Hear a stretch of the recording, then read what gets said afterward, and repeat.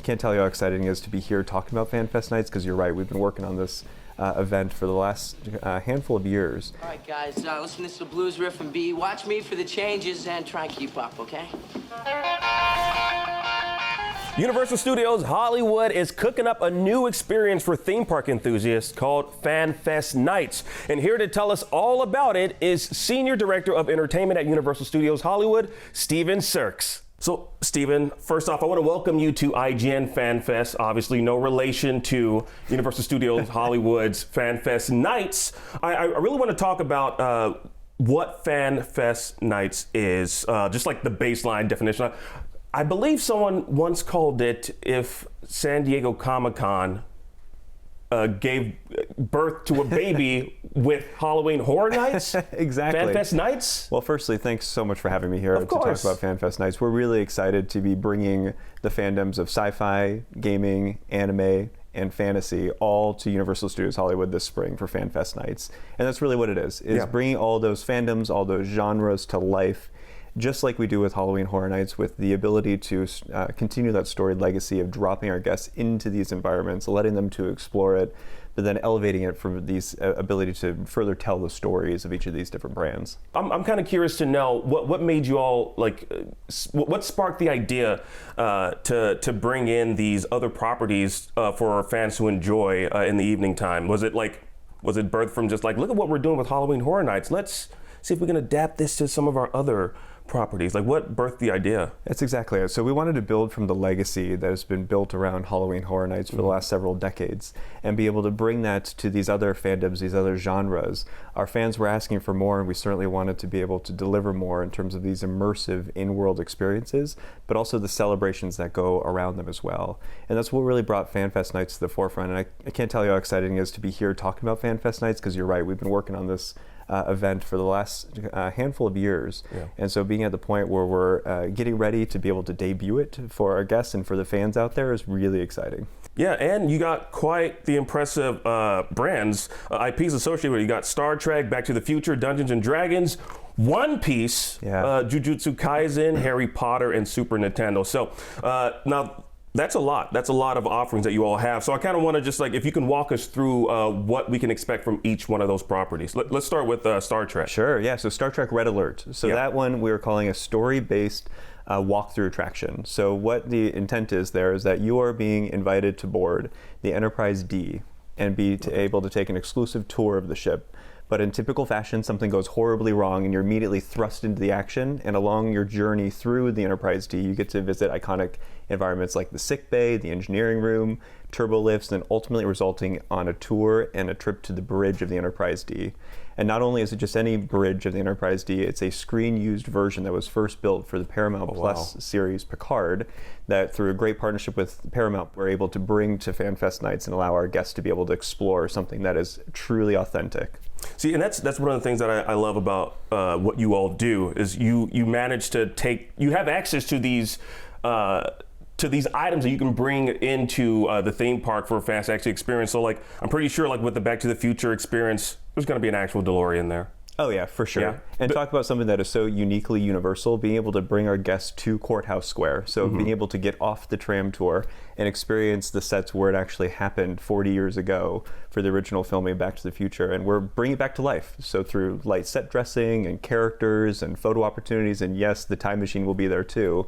We're really bringing the space back to life in a unique and exciting way. What about Enchantment of the Sea? We couldn't do Back to the Future without doing a recreation of the Enchantment Under the Sea prom. So we're assuming as though the prom spilled out into Courthouse Square. So we'll have the full scenic, we'll have a band on stage, and yes, Marty will actually get up on stage every once in a while and rock out on guitar for our guests. Are we going to see anyone go Back to the Future in the time machine? Is that going to... Are we going to see that be recreated? So we're doing an environmental recreation of the epic finale. So everything from the lightning strike all the way to when the time machine goes back to the future for the last time will be celebrated several times throughout the night down at Courthouse Square. So should I dress the part though? Should I find my grandparents old... Everyone's got it, right? Yeah. Suits and whatnot. Yeah. So cosplay is a huge part of FanFest Nights, and we really are encouraging our guests to come dressed up and to be able to celebrate alongside each other. We know that those who have affinity for these genres have such a strong community around them, so we're also creating space for us to celebrate the fans throughout FanFest nights too. So we've got a block party festival that's going to be taking residence up at our Universal Plaza, where we'll have cosplay celebrations, trivia contests, fan meetups, really giving a space for the fans to celebrate. Yeah, now let's talk about some fantasy. I want to know about Dungeons and Dragons. What can you tell us about that one? Dungeons and Dragons: Secrets of Waterdeep. This one's exciting. Similar to Star Trek, it's a story-based pulsed attraction. So we're bringing you through this experience in groups of people, and along the way, you are on a traditional quest. So for a casual D&D fan, something has been stolen. We're there to help find it. For those who are a bit deeper into the Dungeons and Dragons lore, you're going to find iconic characters, environments, and some of the setups that really make you appreciate the experience that much more. We're members of the Waterdeep clan, and Xanathar the Beholder, one of the big bads of D&D, has stolen a dragon staff. And we're being recruited to help find it. And along the way, we encounter dragons, we've got to solve a puzzle. Ultimately, you get face-to-face with Xanathar the Beholder. And that's a special one because we actually partner with Jim Henson's Creature Shop to build this 12-foot sized puppeted character that our guests are going to be able to meet and ultimately resolve the conflict, steal that dragon staff back, and return the town of Waterdeep back to normal. Now, for our anime fans, y'all got One Piece, Jujutsu Kaisen, two massively popular anime properties. I want you to tell us what we can expect from those, but I'm also curious though, what made you all choose these particular anime? So for One Piece, we're developing a fan zone concept, where Halloween Horror Nights has scare zones, FanFest Nights has a fan zone. So it's going to be taking over a street, and there'll be character meet and greets, scenic photo opportunities, all for our guests to enjoy throughout the night. And Jujutsu Kaisen is taking residence in our DreamWorks theater space, where we're able to bring some content from Cool Japan, from Universal Studios Japan, and debut it here in Hollywood for FanFest Nights. And it's going to be a multi-sensory, media-based experience for our guests based on the lore and story of Jujutsu Kaisen. Ooh, it's going to be exciting. Now, let's talk about two property that is already has a presence at Universal Studios Hollywood. Harry Potter and Super Nintendo. Let's start with Harry Potter. What I guess new can we anticipate from the Harry Potter franchise? Well, you nailed it on the head. So what we want to do with Wizarding World of Harry Potter is that as soon as you cross through the town gate of Hogsmeade, something is new, something is different, something is unique. So we're bringing two new experiences for FanFest Nights. The first one is the debut of Hogwarts Always, which is the latest projection mapping experience on Hogwarts Castle that debuted at Universal Orlando last year. We're bringing to Universal Studios Hollywood for FanFest Nights.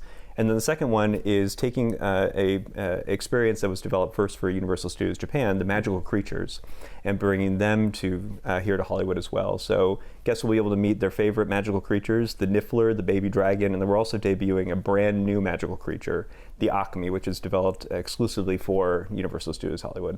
Oh wow, that sounds amazing. The Niffler is really, I don't know, that excites me a lot. Okay, Super Nintendo. Yeah. All right. Of course, we're IGN, so we gotta talk about gaming. What can we anticipate from Super Nintendo? Yeah, gaming's a big part of FanFest Nights, and of course, Super Nintendo World is something that we've been able to debut and have our guests experience on a day-to-day basis. So similar to Wizarding World of Harry Potter, we want something new, something unique, something exclusive as soon as you walk through the warp pipe. So we're very excited, and he's referenced here too, to debut Yoshi as a brand new meet and greet character for our guests at FanFest Nights.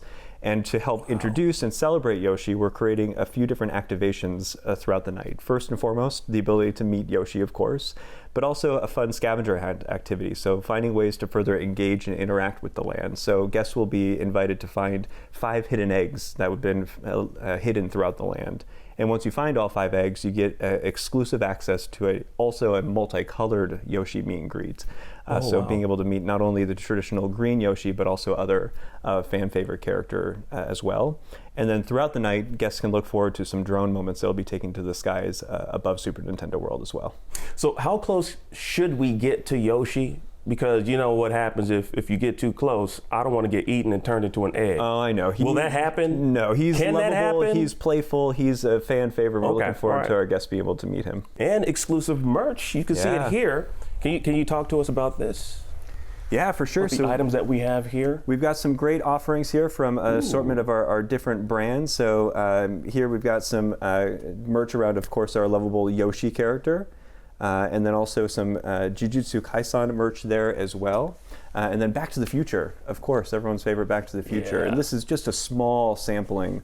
I believe it is the 40th anniversary, right, for Back to the Future? Yeah, so Back to the Future is celebrating an iconic anniversary, 40 years since the first movie came out. So what better time, what better place, what better moment than to celebrate Back to the Future with Destination Hill Valley experience at Courthouse Square. When I attended the press day, some people thought that, what day is Star Trek? What day is the best? I'm like, no, I think you can enjoy each and every one the same night throughout every single night, right? It's a really important point is that all of our guests, all the fans will be able to experience everything we talked about each and every single night. So all of the different genres, all of the different brands, all of the different fandoms will be celebrated each and every night of FanFest Nights. Yes, and what are the dates one more time?